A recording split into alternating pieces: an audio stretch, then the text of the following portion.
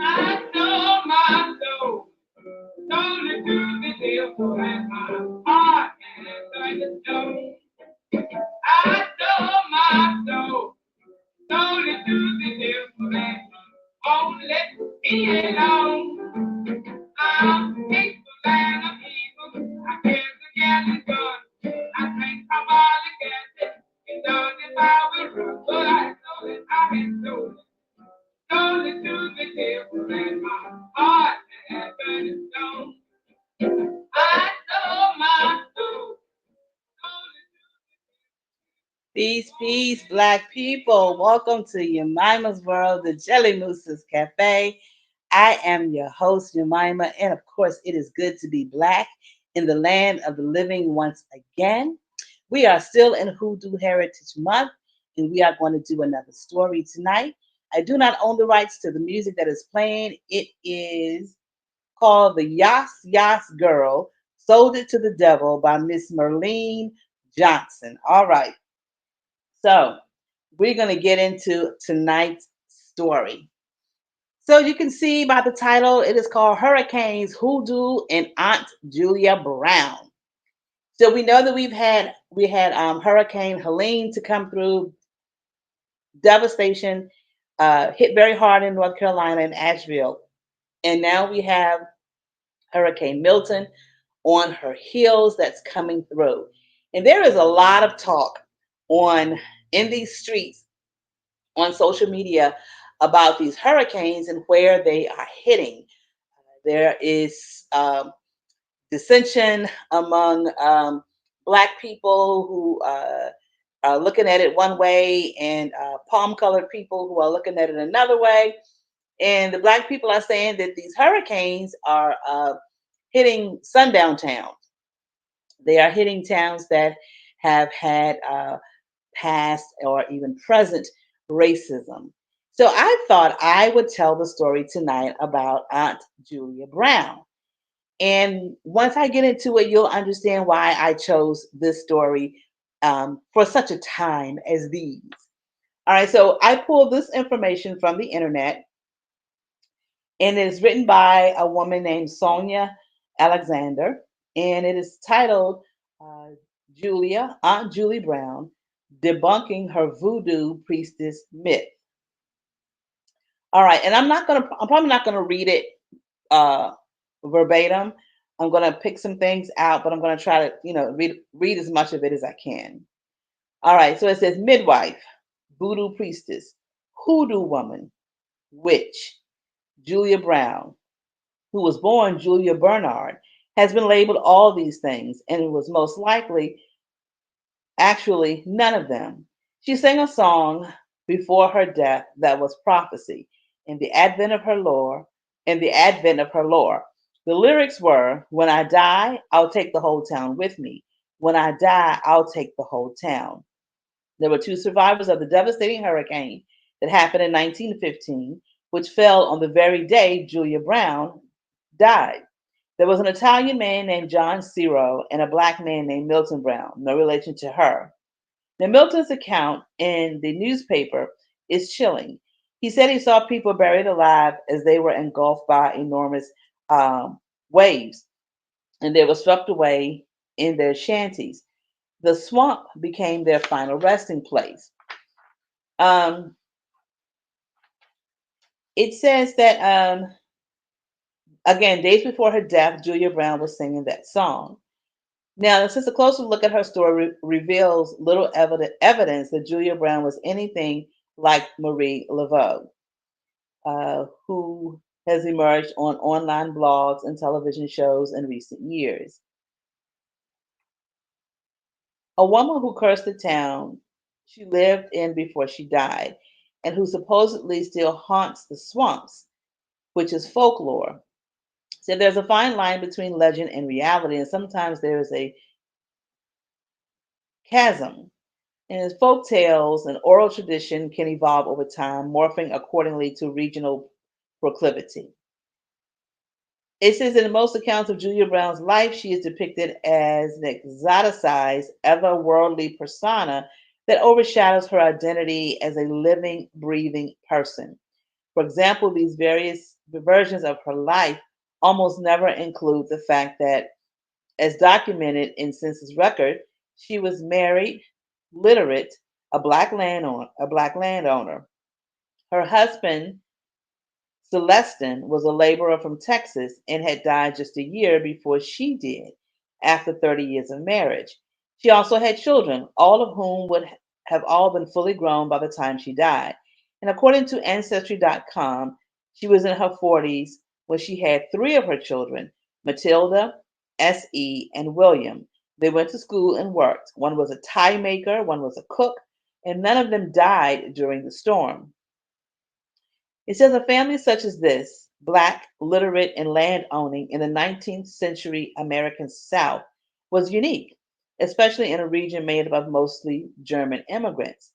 They surely stood out, and it's a hard stretch of the imagination to surmise that they experienced their fair share of racism in the Jim Crow South. In many of these stories about Brown, it's mentioned that she was lonely and she felt that the town was using her for her healing gifts.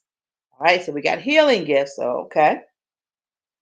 So she started to resent the residents. The legends tell of the way Brown was feared because of her powers, but she was probably ignored because of her race. While people were apparently polite to her, odds were they did not interact much with her. And before 1915, Frenier, which was the name of the town, um, was a cluster. There were a cluster of towns. It was Frenier, Ruddock, and Wagram, and they were near a lake called, I'm gonna butcher this, Pontchartrain. In the late 1800s, the area's main industry was logging and agriculture, with cabbage being the prime crop. The Illinois Central Railroad served as an artery to civilization for the small township. It says that in a book written by Wayne Norwood, Frenier and the storm that destroyed it. The book is called The Day Time Stood Still, the Hurricane of 1915. Survivor Helen Schlosser remembered that Brown, who grew up in the Gentilly neighborhood of New Orleans, had family in the Crescent City, which was about 30 miles away from Frenier and easy to get to via the Illinois Central train. Brown's healing powers and work was in the community, a community called Tretus. And this was the main theme in the folklore surrounding her character about her healing work and or her healing powers. And during her lifetime in the town of Frenier, um, it wasn't what people would think of as a small town. It was more like a settlement. It had houses like 5 to 6 blocks apart from each other. There were no cars or roads in the area. So, on a practical level, it would have actually been quite difficult to go from neighbor to neighbor performing midwifery that she did. It also would not have been a lucrative trade. New Orleans was only a stone's throw away and easy accessible. So Brown needed to make money as a faith healer. The Crescent City would have been a far preferable location from which to conduct her service. Now, according to Norwood, a retired law enforcement officer and the current owner of the Louisiana Treasure Museum, Julia Brown was just a regular person. Most of his book is made up of Schlossberg's description of the tenacious storm. Norwood recounts the elders stating that Julia Brown was just a nice lady who sat on her porch and who everyone liked. There was no evidence of her visiting members of the community to treat their ailments. So we have conflicting evidence right here. We have one person saying that she was a healer, and the other one says that there was no evidence of her visiting members of the community to treat their ailments. Now, we all know that if she was a hoodoo worker or a faith healer, um, people would have kept it on the hush hush. They wouldn't have gone out and said, "Hey, get old Julia Brown." They would have kept it hush, especially if she lived in a town that had German immigrants and it wasn't that many black people in the town. She wouldn't have advertised what she did. A lot of our ancestors didn't advertise that. They kept it down on the down low, on the hush hush, about things that they did. So this person who owns the museum says that there's no evidence that she treated people's ailments. Then it says in today's tale of Julia Brown, there is so much there is much made of her porch, where it was said that she would sing songs in Creole. But Brown was not actually of Creole heritage. You don't have to be of Creole heritage to sing songs in Creole. Both of her parents hailed from Maryland and she spoke English.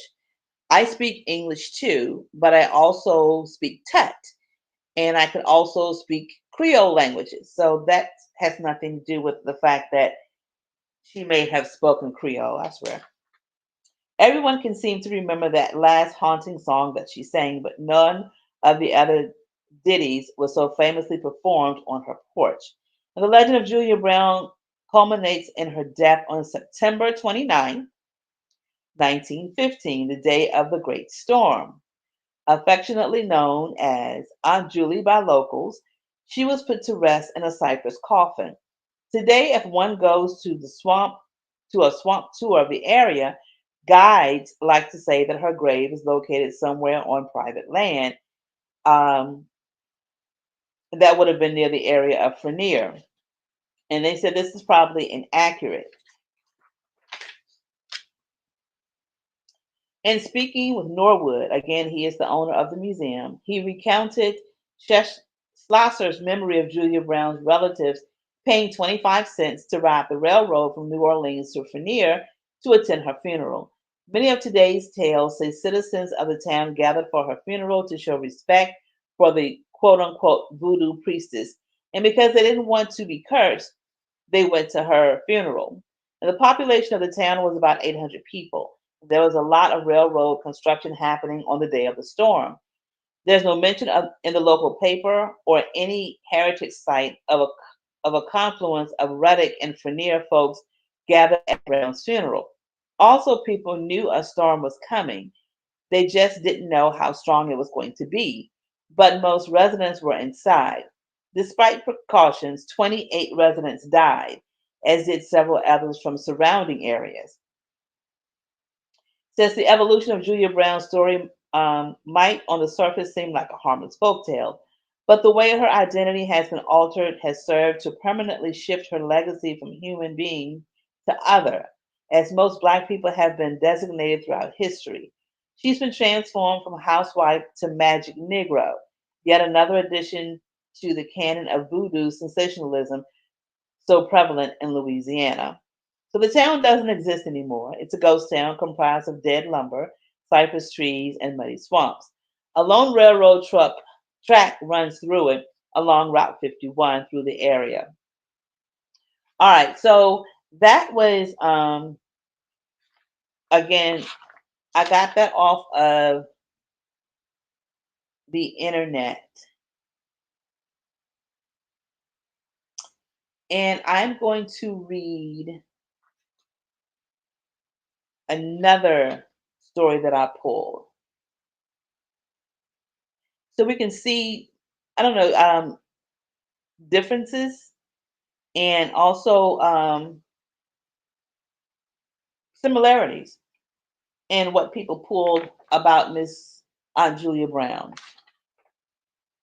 All right, so this one again talks about the town being a German colonist, a small farming community, um, population of about 700.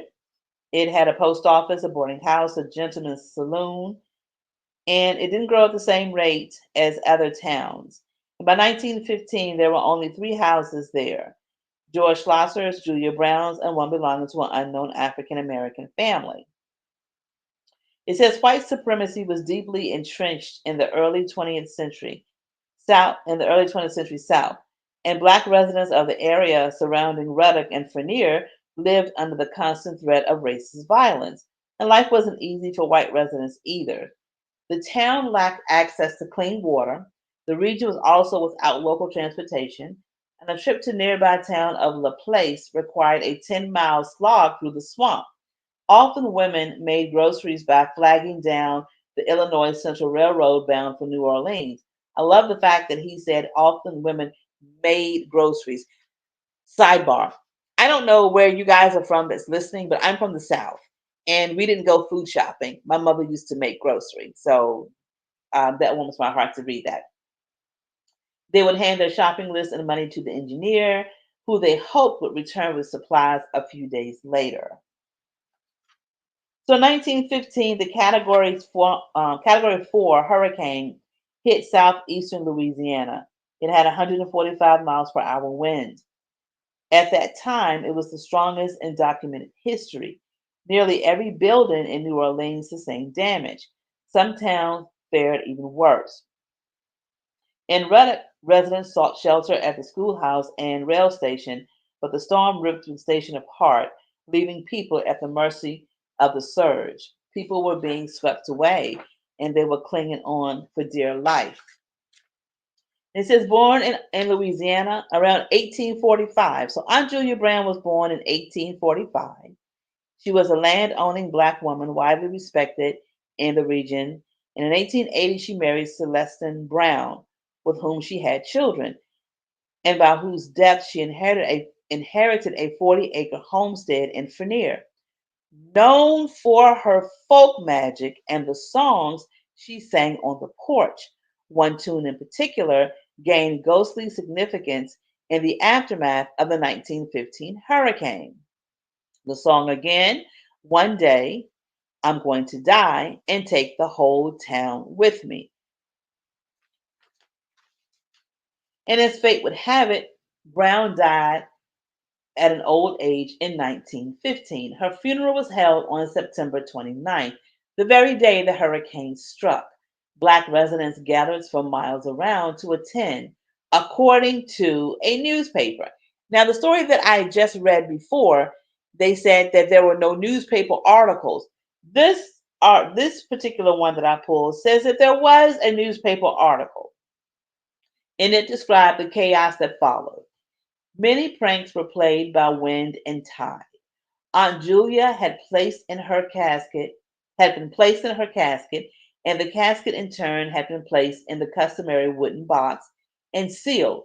At 4 o'clock, however, the storm had become so violent that the Negroes left the house in a stampede, abandoning the corpse. The corpse was found Thursday, and so was the wooden box, but the casket was never found. Brown and her funeral quickly became a part of local lore. Some suggested that Brown's song predicted the 1915 hurricane. Others claimed the words were a curse and that Brown had caused the storm on her way out of this earthly realm. Bernier was rebuilt after the hurricane, but Reddick was lost forever. Today, both communities are kept by more gators than people, yet the mythology of the region continues to mutate. Reddick has become a supposed haunt of a rougarou. Ah, rougarous. Okay. The half wolf who stalks the swamps of Cajun folklore, occasionally referred to as a loup garou. This bloodsucker closely resembles a traditional werewolf and preys on Catholics who don't observe the rules of Lent. Like the town where she lived, Julia Brown's story has fallen into obscurity. Today, guides on airboat tours spin yarns about voodoo as they bring tourists to visit a staged crucifix they pretend marks her grave. Lured by rumors of Brown's roaming spirit, ghost hunters visit the area, hoping to spot a lesser known specter. In the end, it's Julia Brown, the woman, accused of cursing her town and bringing it with her to the other side. That's the story that has helped Ruddock and Fenier keep from fading into obscurity. So, yes, they are still using us and still making money off of our pain, suffering, and misery. Now, I don't know who wrote the second story. Um, Her name is Sarah Drago, and I don't know where it was written, but it was written last year. on October 25th. So you have two conflicting stories about Julia Brown. And the sad thing is, both things can be true. Both things can be true. Both stories talks about how she was married, that she had children, that she had a husband, that she was a landowner, that she was a healer in the community, that she may have worked in folk magic, that she was a hoodoo worker. Both accounts of the story talks about how the hurricane came up on the day that she died and how a lot of people died. Now, we don't know how she was treated in that town. I'm going to guess if she was in, it was the 19th century and it was German immigrants and there weren't a lot of black people in those towns. I'm going to say that she probably was treated too nice. And I don't know. I don't know. Maybe when she sang that song and she knew her, time was coming, maybe she did take some folks with her. Now, my thing is this. Again, it wasn't a whole lot of black folks in that town. So the people that unfortunately, lost their lives, a lot of them probably weren't black. And that has been the discussion on social media about the fact that the towns that have been hit by these storms that have come through have been hit hard, and they are not heavily melanated, populated towns. And they have been said that people are saying that it's the ancestors that are coming back to take care of their descendants. You have, again, palm colored people who are saying that black people are being racist and they're being evil. And how dare you use this storm to perpetrate such a lie? And I say to those people who are religious, I don't understand how you can, on one hand, know that the God that you serve has power to do what he wants. You always say that God controls Mother Nature. Now, in your book, in your Bible, the word says, I will visit the sins of the father down to the fourth and fifth generation.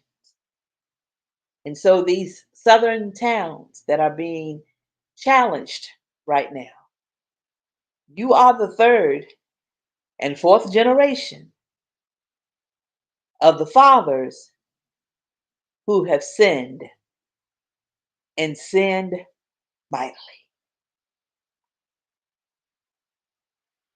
And so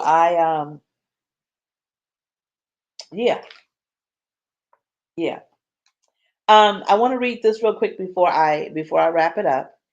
There is another um, story that I want to read. Hold on one sec. One sec.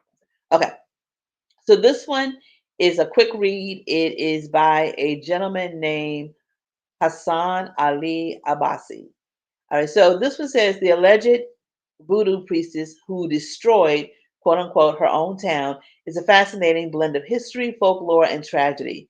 Separating fact from fiction can be tricky, but the tale itself remains captivating, offering a glimpse into a bygone era steeped in superstition and the power of nature. Thank you, ancestors. So it says, born into slavery in 1845, Julia's early life is shrouded in mystery. Some accounts place her origins in Haiti. Others suggest she was a native Louisianan. What we do know is that she eventually settled in the small town of Frenier, Louisiana, in a community nestled amidst the dense cypress swamps. Um, it says it was in this environment that Julia's reputation as a voodoo priest began to take root. So she was probably a healer, and we know that they don't like black girl magic. So yeah, so this account has her beginning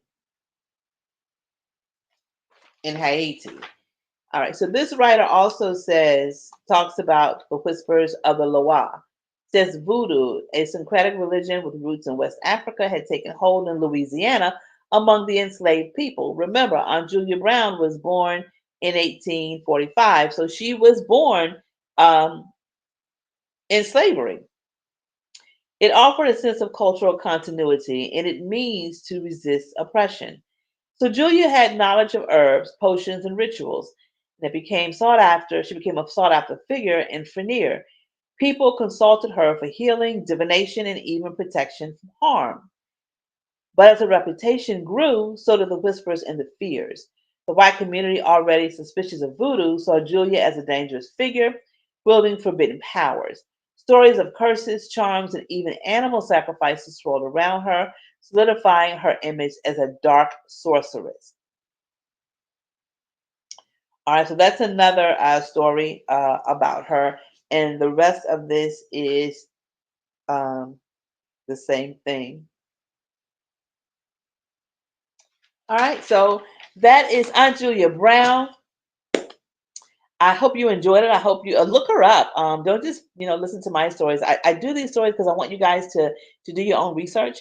And if you find some other things, please share about Queen Mother Aunt Julia Brown. I believe that she was a hoodoo worker. I believe that she was a root worker, and I believe she was a conjurer. Now, if she conjured up that storm, I don't know. All right. So until next time, you know the drill. Love yourself, love each other, give yourself some grace, give each other some grace.